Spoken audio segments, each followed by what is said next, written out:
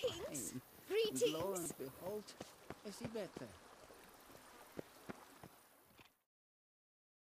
Welcome. I am Barnabas Basil Faulty. By order of the Duchess, I shall serve you as mayordomo of Corvo Bianco.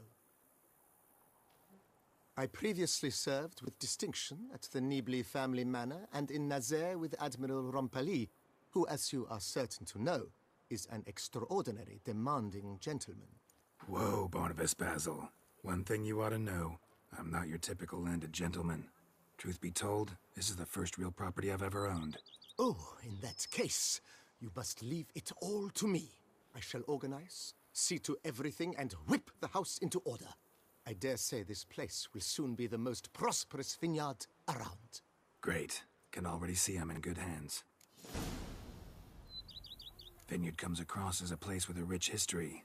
Know who owned it before me? Baron Rossel, who went bankrupt, forcing him to sell the estate to the Duchess.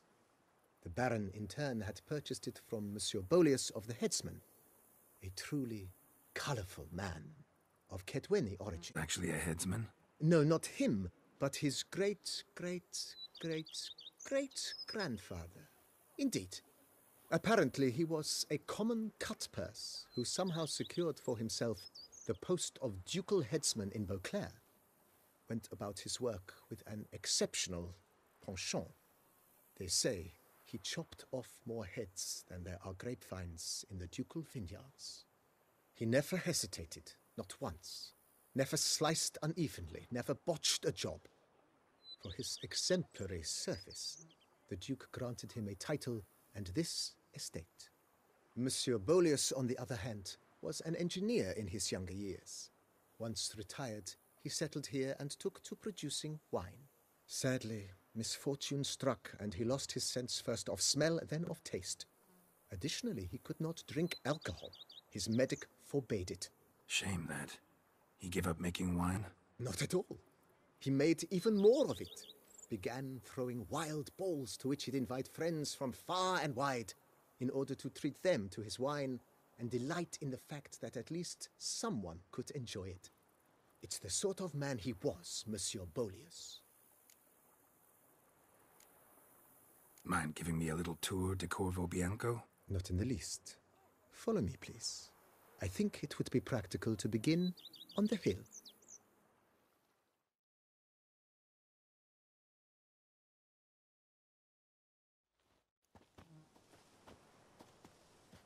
Behold, sir, your estate lender. Pretty vast. Indeed. And now, sir, allow me to show you a handful of interesting details. Follow me, please. Been a majordomo all your life? Yes, I come from a long line of majordomos. My father was a majordomo, as was my grandfather before him, as was my great-aunt. In fact, she was the one to start the tradition. Great-aunt? A hard woman. It is said that already as a child, she knew where she was going, and went there. When she arrived in Beauclair, she signed on as a chambermaid at one of the vineyards, then slowly worked her way up to majordomo. She dragged the rest of the family up the same path. To think you chased off Philippert Fourfinger's hands. You've earned my regard, sir.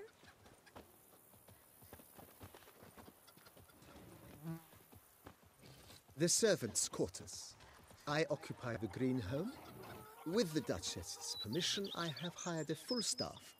Their salaries to be paid from the ducal treasury. Nice of her. Not the most sightly part of the estate, I admit. But I think it worthwhile for you as master of the domain to know where the help stays.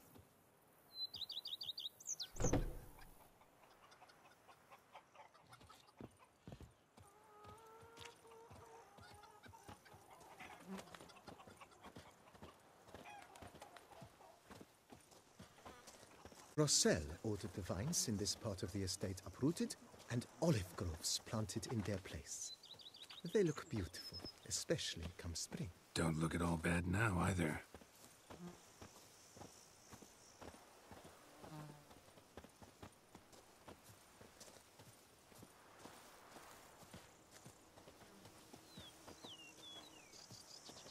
Down below lies your vineyard, where we grow a strain of Carfanere, one of the world's oldest.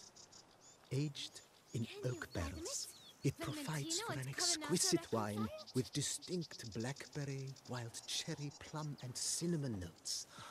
Marvelous. Have to try it one of these days. They say the witches are made of the famed bark dandelion. A man who dare not down some red is a man whose wife's like Nice well. Picturesque. Yes, though it ran dry long ago. During the raucous feasts Master Bolius held, he would order it filled with wine. There's a tale about a guest attending a Bolius ball for the first time and thus unaware of the custom. He had suffered great heartbreak and had decided to end his life by jumping into the well. The festivities were coming to a close, and the well was nearly empty when the suicidal guest finally jumped. Instead of killing himself, he merely broke his legs. To numb the pain, he drank the wine. Drank himself to death? Not I witnessed twin miracles. The water had been changed with wine, and he had survived. He retired to a monastery in the Dragon Mountains and began preaching the wisdoms of Lebioda.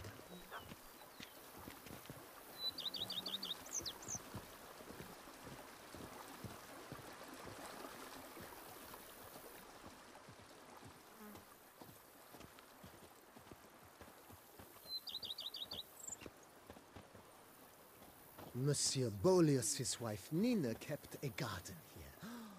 A supremely lovely place it was. Bit neglected now. I agree. Yet nothing stands in the way of restoring it to its former glory, and once again planting it with herbs and other vegetation.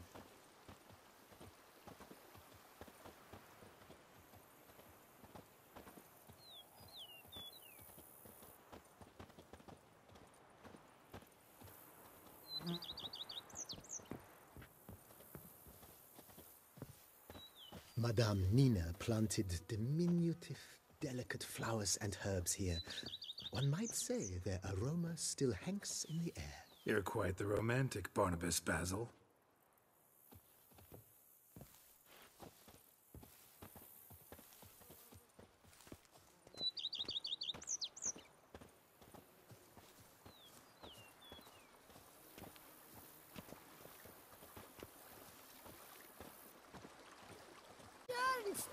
Steadily, my Camilec eggs something fierce.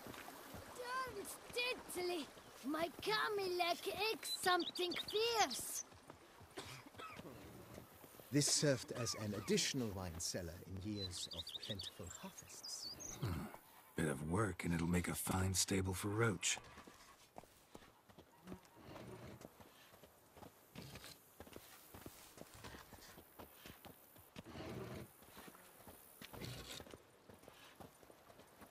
The cellars, voila. During Monsieur Bolis's time, wine was kept here, but Baron Rossel used it to store olive oil as well. I took the liberty of cleaning up the mess, which... I made while fighting the Bruxa. Thanks, Barnabas Basil. Appreciate it. Now that's lovely. Liam and Matilda. Embracing. What a story!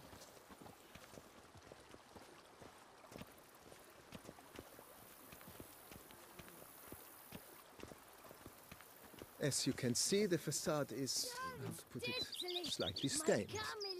But one cannot deny it, a certain subtle southern charm. True, though it could use a bit of subtle paint.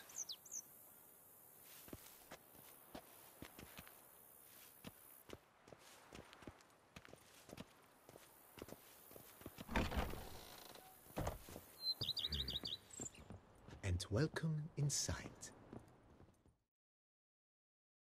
On the left is on the right, the dining hall and kitchen. Upstairs, you shall find the guest room, currently used for storage. Not a bad idea. At the moment, the house is only minimally furnished. Yet I believe we will, together, devise some innovative arrangements. A few paintings, for instance, would breathe new life into the abode immediately. With that, sir, you've seen the full lay of the land. Corvo Bianco is a beautiful estate, though one must admit, time has taken its toll. Forgive me for being forward, but if you were to choose to invest a small sum towards its beautification, consider me at your service on the matter. Think I'll take you up on that. Be sure to come and see you if I decide to do any remodeling.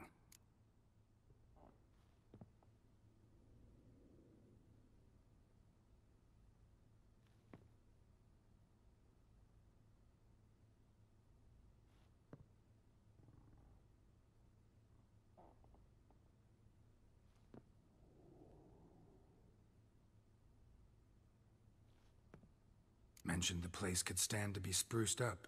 Oh, most decidedly, sir. The question is where you would like to begin this rejuvenation.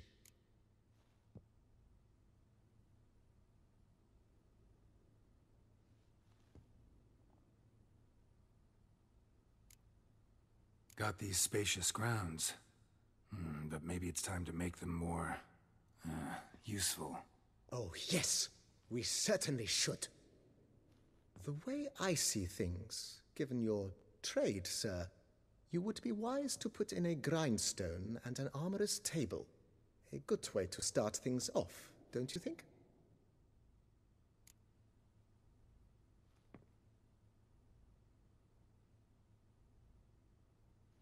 My armor needs work from time to time. You know, oil this, reinforce that.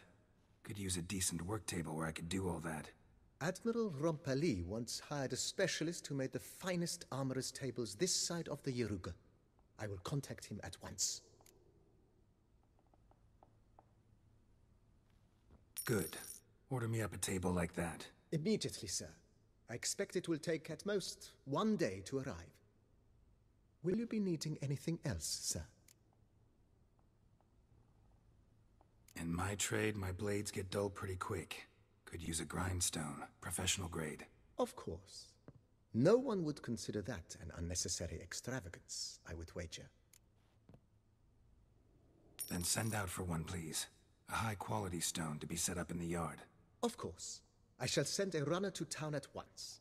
I believe you shall be grinding to your heart's content by tomorrow. Will you be needing anything else, sir? Been thinking about the outer walls. Maybe a fresh coat of paint or some patching. If I might dare to make a suggestion, why not start with a general renovation? I once oversaw such work at Police summer residence. The effects were simply breathtaking. Not only did the residence positively sparkle afterwards, but we also made room to display the Admiral's armor and weapons, of which he was a passionate collector. It's in your hands then. Make the place shine. I shall get to work immediately. Within a day's passing, I shall have sent for the crew which rebuffed the Admiral's residence. They are the finest specialists around. Highly skilled at what they do, it shall not take them too long, I wager. 2 days after they begin, your eyes will behold your residence in its refurbished, rejuvenated, beautified state. Is there anything else you require, sir?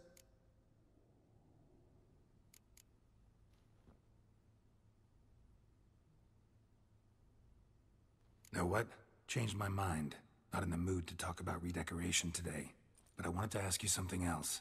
I shall be glad to answer your every question, sir.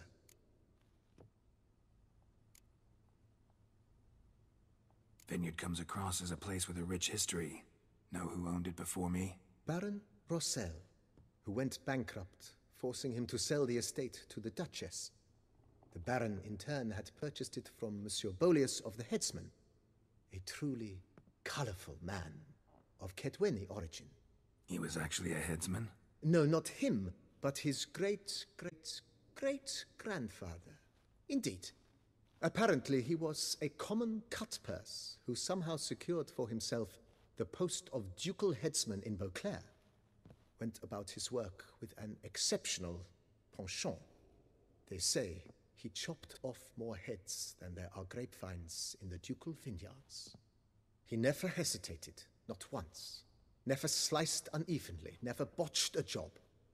For his exemplary service, the Duke granted him a title, and this estate. Monsieur Bolius, on the other hand, was an engineer in his younger years. Once retired, he settled here and took to producing wine. Sadly, misfortune struck and he lost his sense first of smell, then of taste. Additionally, he could not drink alcohol. His medic forbade it. Shame that. Not at all.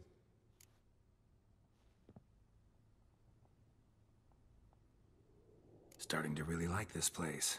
Maybe we should keep going, refurbish some more. What do you think, BB? I agree. Yet I would urge you to hold off on further construction until the ongoing work is done. Juggling can be a challenging art. It's best not to undertake too much at once. Thanks. Gotta get back to my business now. See you soon.